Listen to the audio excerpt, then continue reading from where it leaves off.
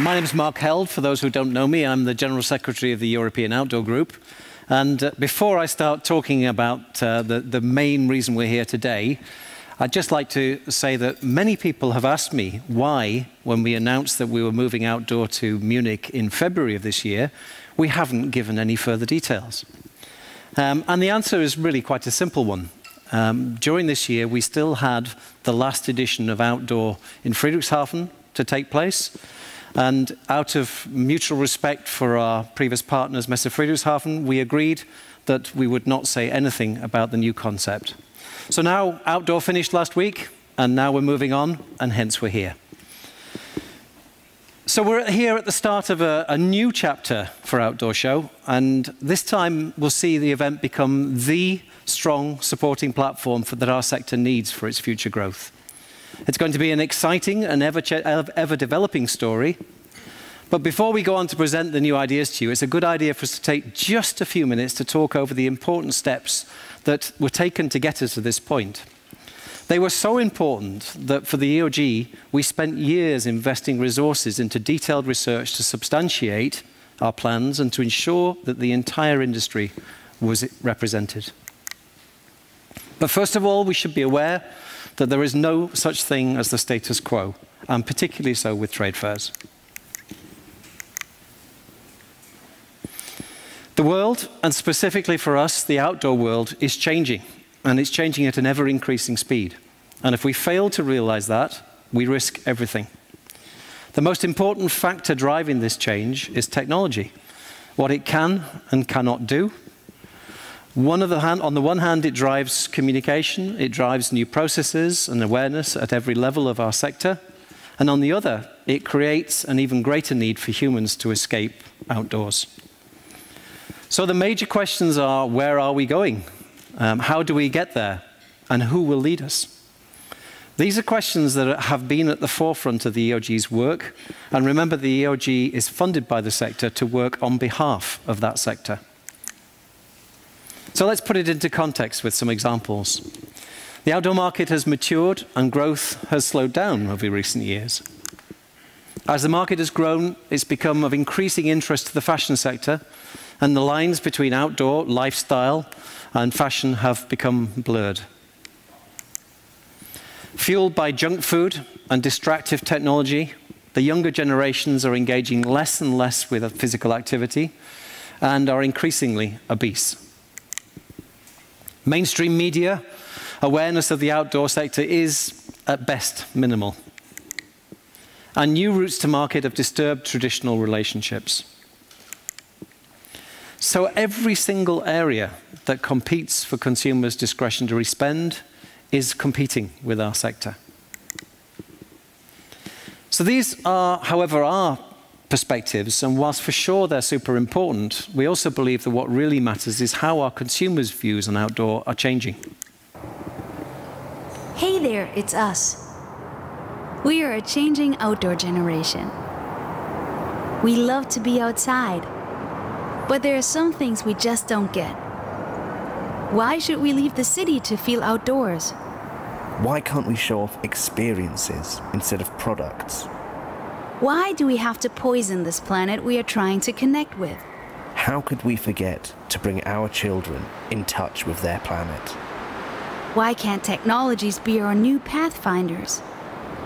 Where is the one platform that connects all our aims?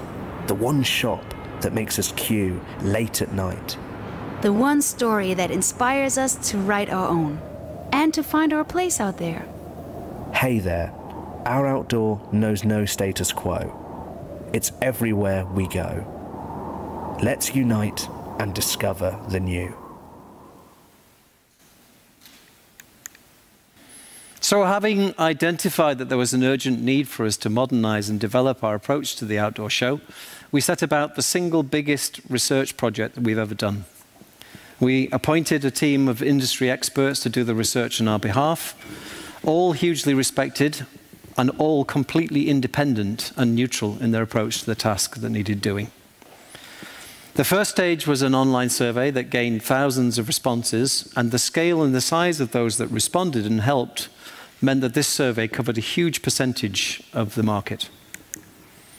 From the results of this survey, they developed a detailed interview questionnaire and used this to conduct face-to-face interviews with key stakeholders in every area of the sector, from brand, retail, distributor, agent, component brands, suppliers, and this was both in Europe and the USA. Over 60 key people were interviewed and generously gave us over 90 hours of recorded feedback.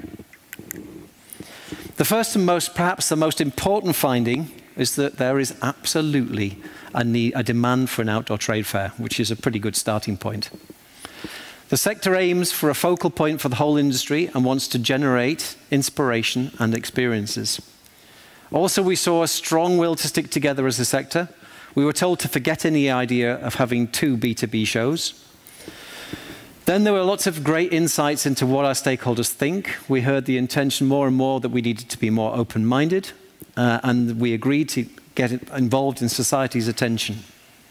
Apart from that, we realized we had to focus on younger generations.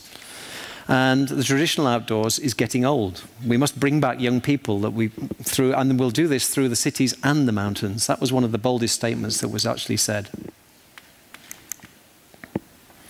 This all led us to the ideas encompassed in our Vision 2020 process, which you might say, Vision 2020, what does that mean? And it's simply the distillation of all the research into a future-looking brief for the outdoor trade show that fits the needs of our sectors over the coming years. So based on these helpful insights, we started our process of finding the perfect match for our demands. At the heart of the vision document was the need for a consumer-centric approach to outdoor, relevant to the entire sector. We asked them to translate this into our EOG vision into inspiring ideas that unifies the community and opens the sector to new markets, target groups, and industries. And we asked for a trade show that would turn a trade show into a horizon-broadening year-round platform relevant for the entire sector. It should be based on exhibitor-friendly and well-balanced pricing systems that are fair to all players. So we had our research and we had our vision brief. So what happened next? Well, we did some investigation into who were the best trade fair organizations out there and best equipped to deliver what we hoped for. And we embarked on an open and transparent and fair process that saw the 5 chosen fair companies pitch for the outdoor fair. At the end of this process, we had 3 finalists, Messe Munich, Messe Friedrichshafen, and Messe Hamburg. All 3 gave inspiring presentations and dynamic presentations to the members of the group. And at the end of this, we held an independently managed and verified voting process that was overseen by the Electoral Reform Society. The outcome was an overwhelming majority in favor of the proposals put forward by Messe Munich and Messe Munich's ISPO team. And this is what has brought us all here to this point today. But let's be extremely clear. We did not ask for a new location for an old trade fair concept. And instead, what we were looking for is a platform that could function as a powerhouse of networks, connections, and sales, a powerhouse that opens up towards new opportunities, a meeting place of enthusiasm and the generation of never-ending flow of new ideas, a new concept for a new understanding of outdoor. We found this in Munich, and we're delighted to be here working with our partners to deliver this for everybody's benefit. So now let's see how this translates into action. Toby.